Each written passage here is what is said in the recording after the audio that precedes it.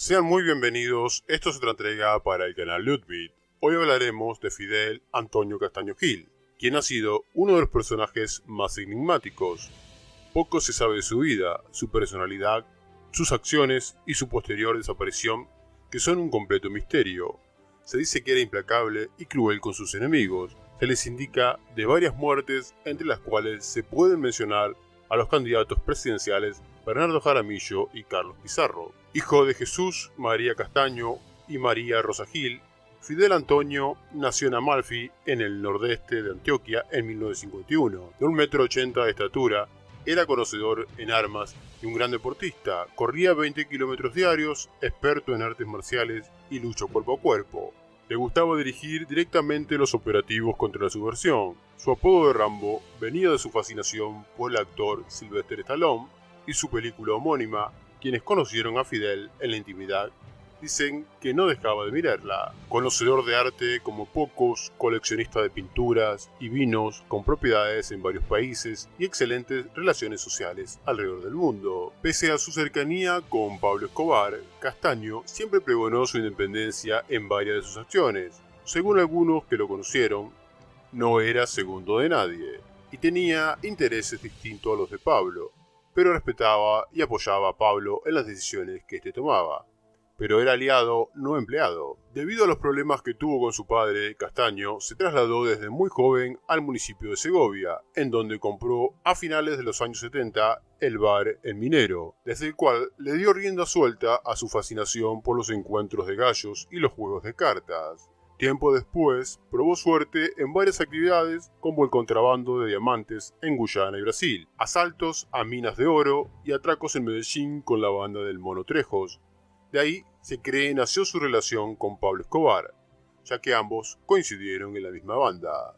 A finales de los años 70, Castaño se involucró directamente con Pablo Escobar, Camilo El Gago Zapata y los hermanos Ochoa en la floreciente organización, convirtiéndose, según testimonios, en administrador del complejo de laboratorios Tranquilandia, en un enlace muy importante para la organización. Pero los intereses de Castaño se transformaron por completo cuando en 1981 su padre, Jesús Castaño, fue plagiado por un frente de las FARC, muriendo este en cautiverio por razones no muy claras. Ante la muerte de su padre, Castaño, junto a su organización, Los Tangueros, en la cual participaban individuos como Carlos Mauricio García, alias Doble Cero o Rodrigo Franco, John Henao, H2, Moro Leche, junto a sus hermanos Vicente y Carlos, entre otros, entraron en conflicto con la FARC. Sus conocidas haciendas Santa Mónica, Jaraguay y Las Tangas, en Córdoba, se convirtieron en su centro de operaciones. Fidel Castaño, quien había estrechado fuertes relaciones con el ejército, el DAS y ciertos sectores de la oligarquía colombiana, poniendo a su disposición un pequeño pero poderoso aparato militar que ejecutó varias acciones para estos, muchos de ellos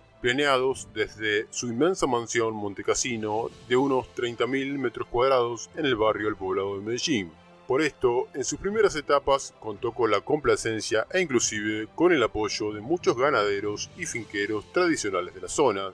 Castaño acabó de una vez por todas con la vacuna, el impuesto que históricamente las FARC le cobraban a los hacendados, acción que le valió ganarse respeto y admiración de muchos. Según testimonios, Pablo Escobar y Fidel Castaño se hicieron muy buenos amigos, tan cercanos eran que hasta navidades y cumpleaños pasaban juntos. Dada la eficacia de Fidel, quien llevaba un control territorial en Córdoba, Sucre y el Urabá antioqueño, de hecho, se sabe que Castaño fue dueño de grandes porciones de territorios en Córdoba, teniendo en cuenta las características estratégicas de ese departamento, como sus kilómetros sobre el Mar Caribe, su cercanía con Panamá, centro empresarial financiero con grandes aeropuertos, lo cual fue de gran utilidad para los grandes capos. Fidel Castaño recibió financiación del mexicano El Negro Galiano y Leonidas Vargas, con quienes tenía gran amistad. Con dichas inversiones logró consolidar muchos de sus proyectos. Era habitual su presencia en las cumbres del cartel.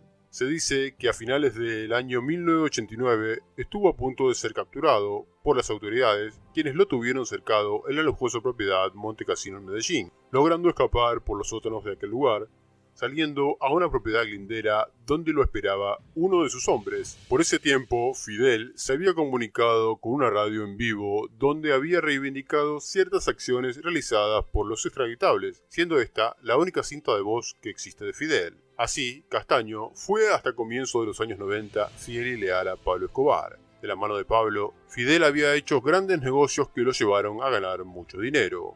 Los Castaños habían llevado adelante varias acciones para los extraditables, acciones que resultaron clave para Pablo, avanzando con el gobierno de su entrega a la catedral. Según testimonios, este había sido el principio del quiebre entre la relación de Fidel Castaño y Pablo, porque Fidel entendía que Escobar los dejó afuera de una negociación mucho más amplia en la que Fidel y muchos otros podrían haber sido beneficiados, pues los Castaños estaban en la mira de las autoridades colombianas y reportes del Departamento de Estado americano afirmaban que Castaño era igual de peligroso que Pablo Escobar. Documentos confidenciales del DAS revelaban la vinculación comprometedora de múltiples oficiales de la fuerza pública con Fidel Castaño. Se mencionaba concretamente que dentro de su poderosa red de comunicaciones, la policía tenía a disposición una frecuencia para comunicarse con la organización de Castaño, avisándole oportunamente de la presencia de sospechosos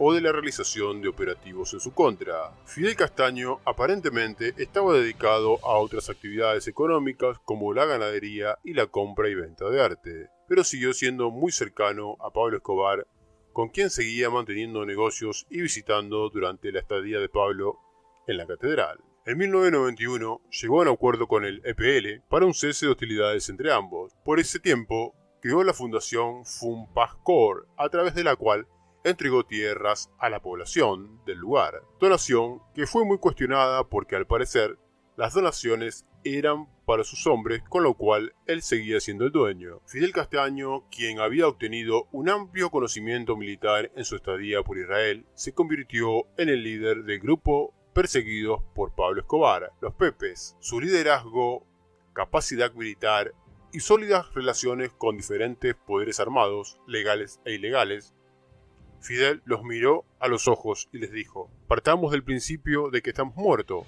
hagamos un paréntesis dentro de nuestras actividades. Esto que vamos a hacer también tiene presentación porque estamos haciendo uso de nuestro derecho a la legítima defensa.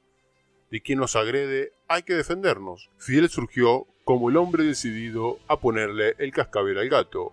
Comenzó a reunir a las personas, convocó a reuniones en Medellín, donde asistieron grandes personajes del país. Había industriales, políticos, ganaderos, miembros del propio cartel, inclusive representantes de otras organizaciones. Si bien lo que imperaba era el temor que infundía Pablo, la convicción de Fidel fue la clave para destruir a su antiguo socio y amigo Pablo Escobar Gaviria, proceso que culminó con la muerte de este en diciembre de 1993. No obstante, un mes después, Fidel Castaño fue dado de baja, surgiendo un montón de versiones. Aún se discute si realmente Fidel Castaño está muerto. Hay quienes afirman que se encuentra viviendo cómodamente en Israel. Hay otros testimonios que aseguran que Fidel fue dado de baja por su propio hermano Carlos para tomar el mando. En el bajo mundo circulaba el rumor que la discordia entre ambos fue por un lío de faldas. En el año 1996, el periodista Oscar Montes obtuvo la primera entrevista que se conoció de Carlos Castaño Gil cuando lo consultó sobre Fidel, y nosotros mismos, ni yo, que soy su hermano y miembro del Estado Mayor de las Autodefensas, tenemos conocimiento real de lo que pasó. Personalmente, creo que Fidel está muerto, pero de ahí a tener una certeza es muy complicado. Fidel ha utilizado mucho para sitio de descanso y de reuniones a Panamá. En una ocasión, él salió acompañado de 5 de sus mejores muchachos por un camino en el que aparentemente no ha existido nunca presencia de guerrilla. Eso era saliendo de un guía por Arquía, coronando el Darién al salir a Panamá. Llevaba unos proyectos para plantearles allá a determinadas personas. Ni Fidel ni sus muchachos llegaron allá y hasta el momento no han aparecido. Yo repito, me inclino a pensar que está muerto, aunque hasta ahora no habíamos querido afirmarlo tan categóricamente. Esa es la absoluta realidad. ¿Cuándo fue ese viaje? Lo consultó el periodista. Él salió a mediados de junio del 94. Pienso que a nosotros nos sucedió con Fidel lo mismo que le pasó a Arturo Cova, el protagonista de La Vorágine, La novela de José Eustacio Rivera lo devoró la selva. La desaparición de Fidel se ha convertido en otro dilema más en nuestras vidas. Al ser consultado por qué el silencio durante tanto tiempo, Carlos respondió, por consenso, el Estado Mayor de las Autodefensas acordó no decirlo, porque es la incertidumbre más extraña que jamás se haya presentado en nuestras vidas. Nos rehusamos a creer lo que pudo haber sucedido. Algunos pueden pensar en un momento determinado, hombre, se fue, se cansó de la organización. Esos dicen lo que no lo conocen como yo, que nací y crecí a su lado. Pero estoy seguro que él tampoco iba a abandonar la organización de una forma tan extraña. Él hubiera dejado sus orientaciones si su deseo era desaparecer o irse, pero yo lo hubiese sabido.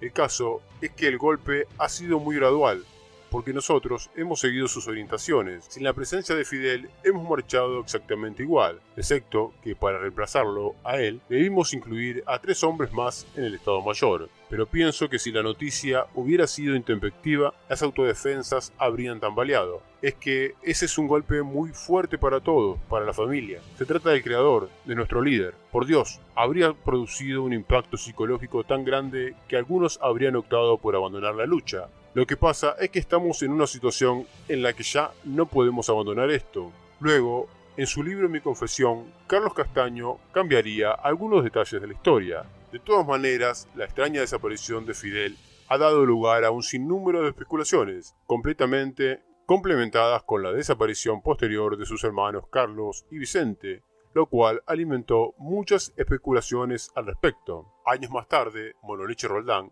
indicó el supuesto lugar donde fueron enterrados los restos de Fidel. El supuesto resultado de ADN confirmó que se trataba de él. Recuerde, quien no conoce su pasado está condenado a repetirlo.